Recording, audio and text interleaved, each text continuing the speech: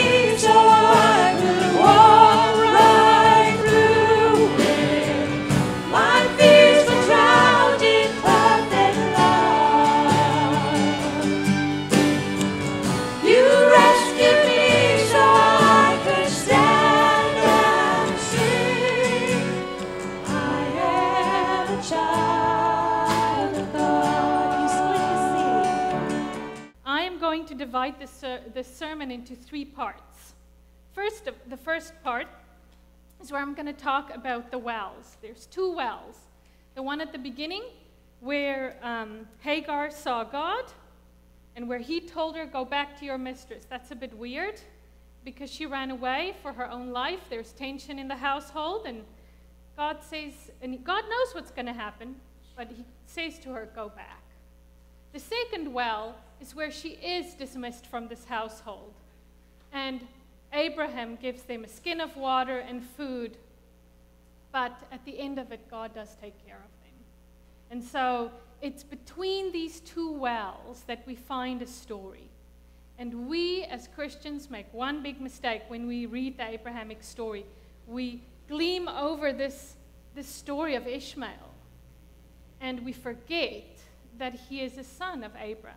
We have judgment towards this boy and his mother, and we forget that God does not have judgment. God judges the fact that Abram and Sarah put the promise, the fulfillment of his promise, on the slave woman and a little boy. God is to carry the fulfillment of this promise. He himself will take care of it, not a slave. And you cannot take the place of God. He will do his work in your life. And God dismisses the role that these 2 people was going to fulfill. And that's why they're sent away into the wilderness. They are freed, but God does not reject them. Think about this. He does not let them die. And it's a little bit of a mistake, well, actually a big mistake that we make. We forget that although God dismissed Adam and Eve from the Garden of Eden because they sinned, he was the one who clothed them before he closed the gates of the garden. We forget sometimes that although God has judgment on our actions, he's the first one to reach out and save you. There is grace in the story. A lot of it. But every character's journey towards God's grace looks a little bit different. Abraham's story, Sarah's story, Ishmael's story, Hagar's story. So, the second part that I will work on is the people. There's 4 people, and you each get to pick 1 or 2 or 3, like I have. And as you pick your person, allow God's grace to speak into your own story. We all struggle and we all make mistakes. I was listening to a devotional yesterday because I was actually struggling with the devotional part of this message. And he said the following: patience is something that we think equates to perfection. We are very wrong when we say that. Patience doesn't mean that you have a removed attitude towards the outcome of the situation. Patience requires you to just wait on God. But in the waiting process, you will falter, you will make mistakes. It's not a problem. Endurance is what will bring you through. And if we can endure in midst of the patience where God works with us, we will see God's glory and we will be a part of it. And what a wonderful thing that is. So, patience, congregation. And then the very last thing is there's 2 sides to this story. And the 2 sides work as follows. I don't know why I just did, oh well, anyway, I remember three things we're going through. There are 2 sides to this story. The one is where we take control and we are short-sighted and we take shortcuts and we really, what's the other short? Like we really do ourselves in because we're shortchanging ourselves. Thank you, Suzanne. And the other side is the gray side. This is a gift. And sometimes with gifts, it's this whole thing of it's taking time. And are we allowing God to be God? Or do we want to be the ones that bring fulfillment of what we want in our lives? So let's start with this journey. The first, where I'm going to start is actually with Abraham. So this whole story of Abraham and Sarah starts at Genesis chapter 11. And I won't do that, but I'm going to run through this all. This is going to be a hop, skip, and jump sermon. So in Genesis chapter 11, God says to Abraham, "Will you follow me to the place I will show you?" And Abraham obviously says yes. He leaves the security of his father's household, the identity and wealth that he would have inherited there, and he follows God to who knows where. And then this becomes a part of his identity. He is a man who follows God. But in his pursuit of God, he makes a lot of mistakes. One of the mistakes he makes more than once is he represents his wife as his sister. Yes, she is his sister. They both share the same father, but they have different mothers. But as the head of the household, who also carries spiritual and physical responsibility for what he has, he goes and he tries to save his own life. And he says, "Call yourself my sister." Because if she was wanted by a king, what would happen is Abram would die. So immediately we see in chapter, I think it's 12 that he does this, and in chapter 20, that this trust relationship with God comes under tension because God promised him something, and he still thinks, I have to take care of myself. I have to take care of myself. And that is something that you and I maybe do. There are times that we throw other people under the bus because we think no one is going to take care of me except me. And Abram does this. The second thing he does that I don't even really want to blame him for is he grabs onto the promise of God. You will have a son. And we all love it when God speaks something into our life that is something we really long for and desire. But then we do the following. We grab onto it in such a way that we grab the control as well. And we think to ourselves, what can I do to make this happen as soon as possible? And in this case, instead of listening to God, gentlemen, he listens to his wife. And then afterwards, she says to him, "May God judge between you and I." And that doesn't work very well. So there are times that you should listen to God. He does this because of desperation. Desperation is sometimes the one thing that makes us rush so much that we miss the blessing that is in waiting.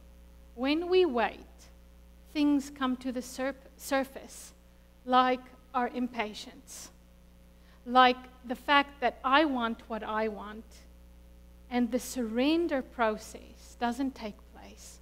When you start to surrender, God rids you of what you want, and he puts you in the place you should be. Because as believers of Jesus Christ, one wonderful thing starts to happen to all of us. We're no longer the center of our own universe. God is the center. It's about his plan, his eternal plan. And our place within that eternal plan is to give God the glory. It's not about you. It isn't about Abram and Sarah's desire to have a child. That was their little family dream. I have a little family dream. But my life is significant. But my life forms part of a much bigger story. And that story holds eternal value. And the question is, are you willing to step into that position where your life holds eternal value to give God the glory? It's not about you. And Abram and Sarah made that mistake. The last thing that Abram did is he sent his son away. God gave him permission to do that. And I cannot fault him for that. And that's why I bring it up. You can see the journey of this man. He is starting to surrender, but he checks with God. Lord, my wife wants me to dismiss little Ishmael. Yes, you can do that. Listen to her. And then when God says to him, I want you to sacrifice Isaac, he listens to God. A shift took place. This man surrendered. And within that surrender to God's plan, he found peace. That is Abraham, the father of our faith, the man who is defined by certain moments in his journey with God. Oh my goodness, he made mistakes, but he learned from those mistakes. And those mistakes are something that we can learn from.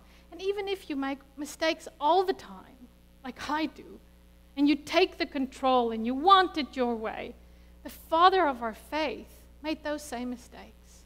So take heart and know that it's not perfection. It's endurance and standing up from those falls. The second person I would like to talk about in this story is Sarah. Now, she, Scripture says, is a beautiful woman.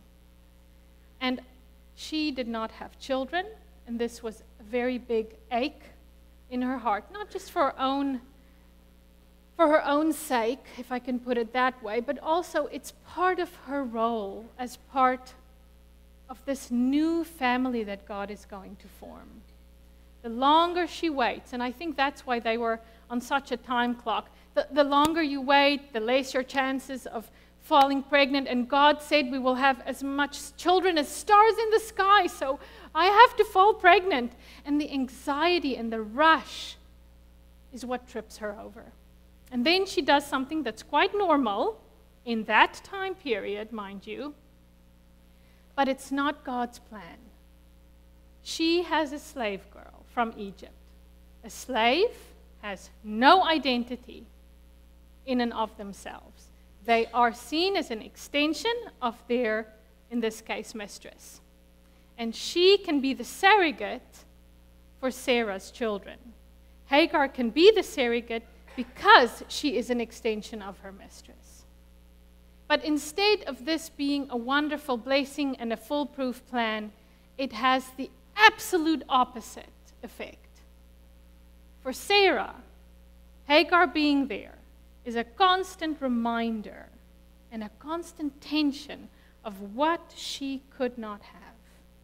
Instead of it being a joy, instead of there being laughter, there's sorrow and actually tension between the two women. Tension up to such a point that Hagar runs away. Yes, she wasn't nice to Sarah, but she runs away. And at the end, Sarah can't even live with her in the same house, and she is dismissed. So Sarah lives with this thing of being called a sister by her own husband. So she is, it's almost like you're not wanted in a way. Yes, there's protection, but I want you guys to see the complexity here. And you guys will know this from your own families. There's complex relationships, and this is one of those complex relationships. It's like a Rubik's Cube. You know, you just can't get it right unless you know the codes and the format. But so this is what's going on in Sarah's life. This longing consumes her. And sometimes when we allow things to consume us, unfortunately, the pain and the sorrow becomes our identity. And it becomes bitterness. And we are then known for this bitter attitude that we have towards that one thing that we cannot have. We don't even want other people to have it because it hurts so bad.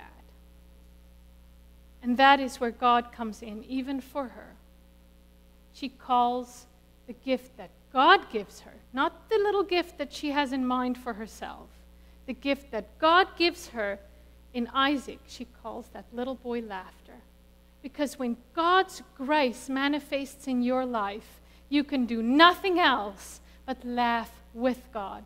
Not at God, as she did in the beginning, when the three messengers came and they said to Abram, but she will have a wife, you will have a child. Next year, this time, there will be a boy. She listened at the tent, and she laughed and said, will I have children? I'm way too old. Nothing is impossible for God. And because nothing is impossible for God, and God takes your deepest desire and the fulfillment He wants for your life upon Himself, you will rejoice. There will be laughter in your life. And maybe you're not there right now.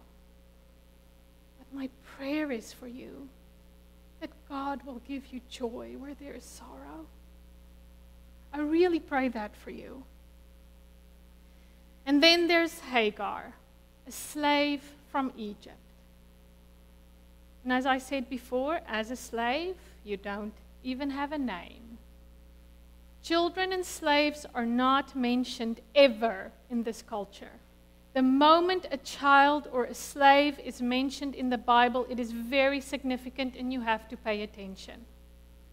Not only is this woman mentioned, she forms part of the Abrahamic story.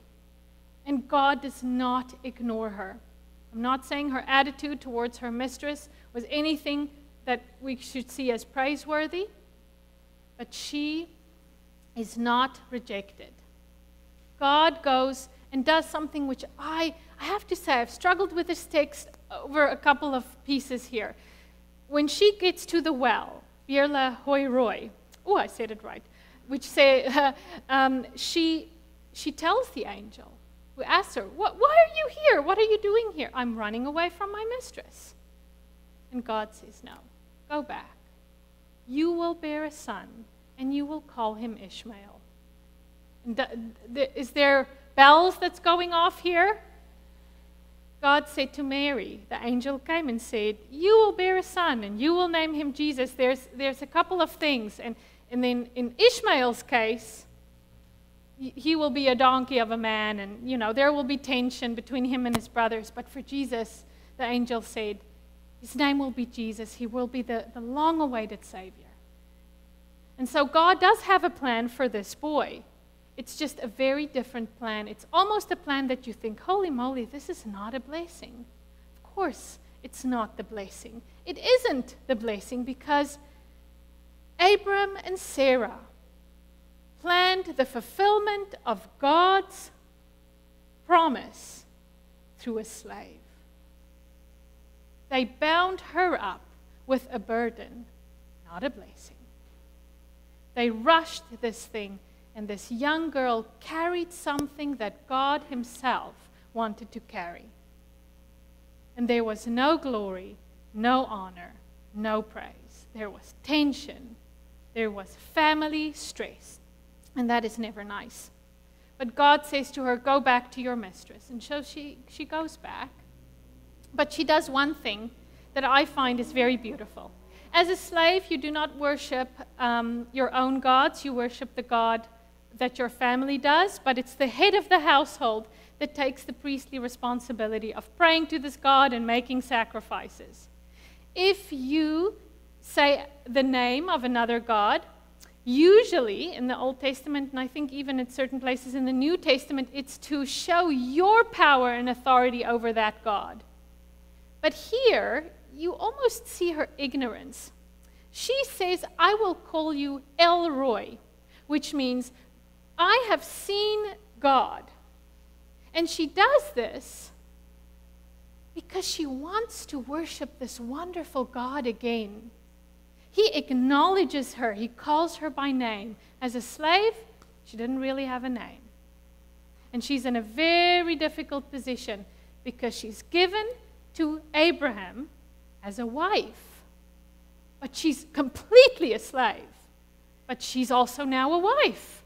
And she's pregnant. And so where do you find yourself? Can you guys see the complexity here? And she wants to run away. And so she goes back.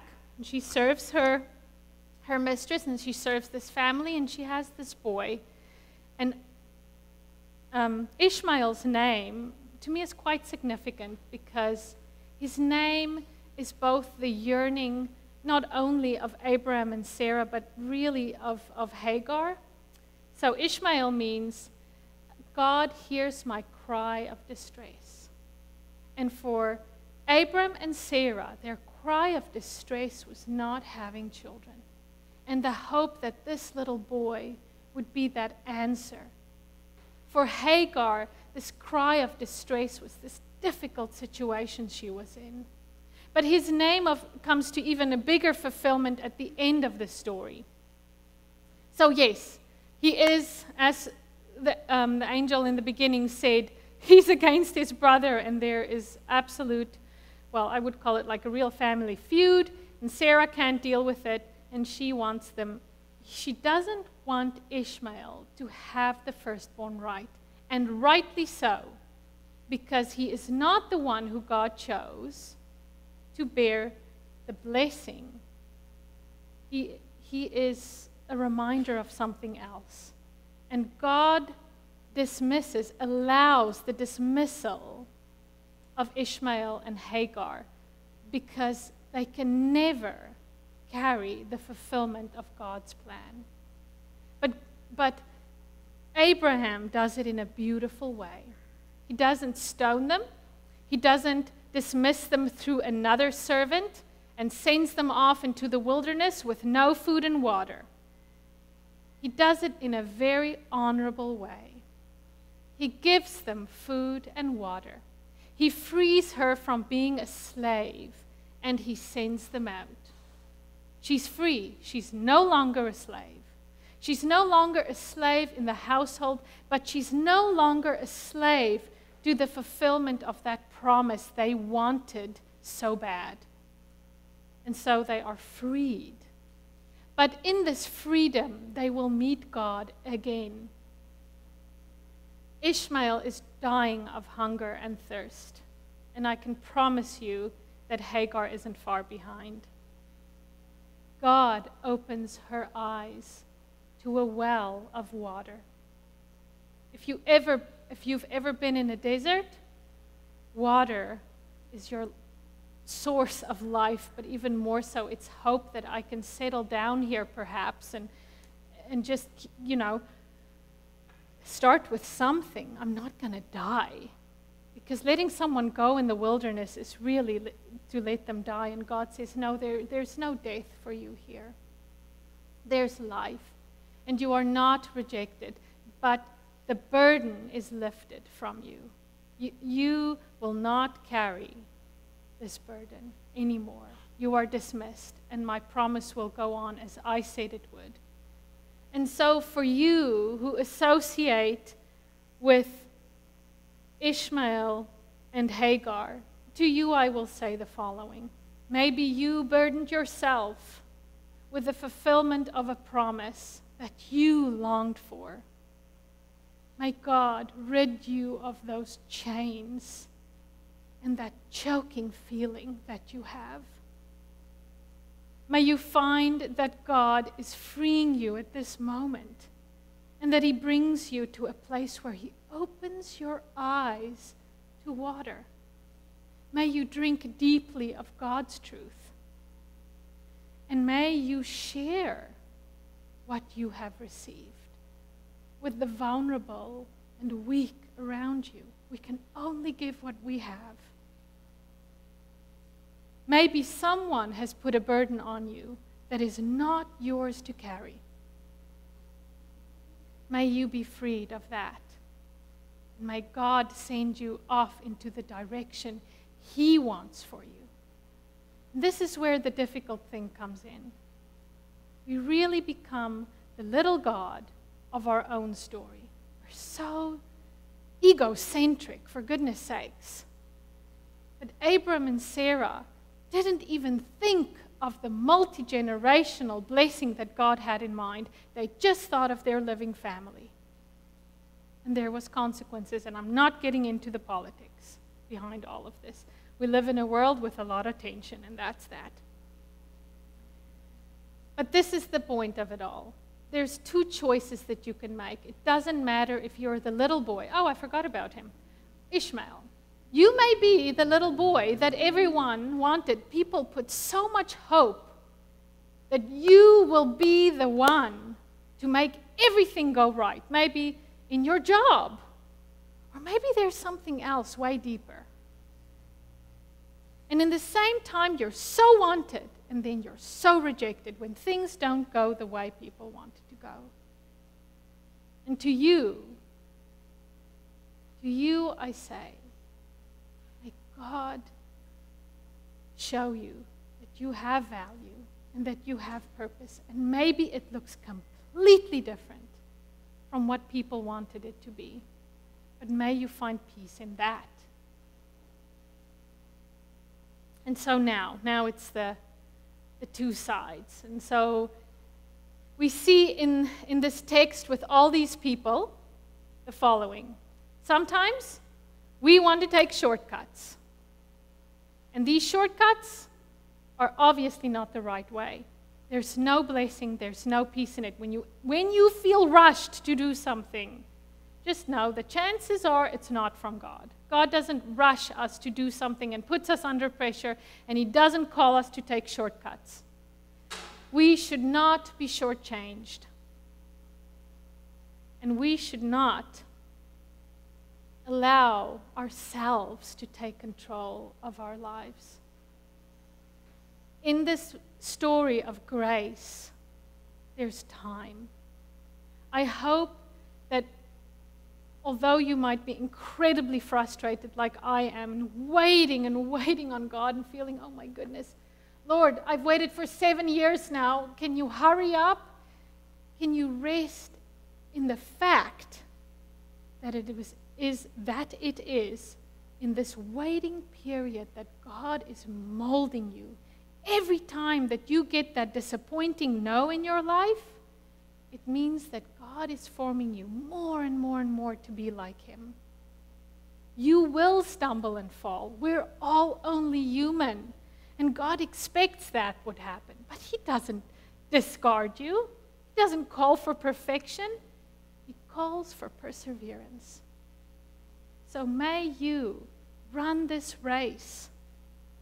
But every time you fall and you feel like you want to sit in the corner and cry, may you see the hand of God lifting you up. May you feel how He is opening your eyes to living water. And may you know that this is not the end of the story, because you have a spiritual inheritance that you leave behind. And that inheritance will bless people, and it'll point to God, and that is what the sermon is all about. I really pray for all of you and also for myself that this text would stick in some way, shape, or form. We've all judged without seeing the bigger picture. God looks at things in a different way. Hagar and Ishmael was certainly, in my case, two characters that I have judged, and I've just seen them as two incredible mistakes. They have been burdened by people, but they have been set free by God. And may God do the same for you today. Amen.